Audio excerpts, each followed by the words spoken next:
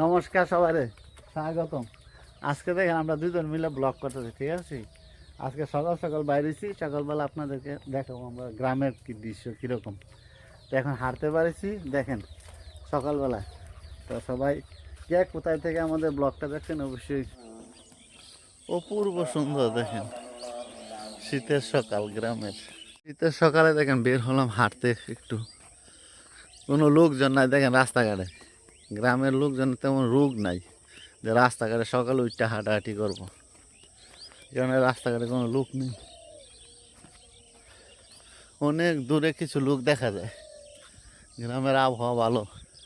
ঘোরাঘুরি শেষ, আর কতক্ষণ ঘুরে তো রান্নার দরকার, রান্না করতে হইব।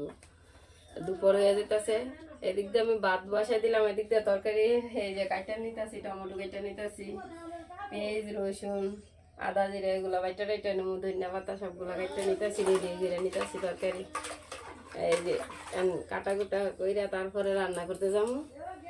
আর এদিক থেকে ভাত রান্না করতেছি। টমেটোটা দেখেন অনেক সুন্দর, টমেটোটা অনেক লাল। এখন তো টমেটো 12 মাসই পাওয়া যায়। এখন টমেটো সবসময় পাওয়া যায়। দেশি ধনিয়া পাতা শীতের মৌসুমে পড়ছে না, হ্যাঁ। দেশি ধনিয়া পাতা।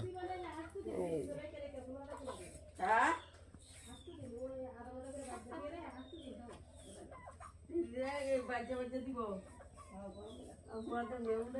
এই যে টমেটো কেটে নিতে আসি, ধনিয়া পাতা নেবো কেটে।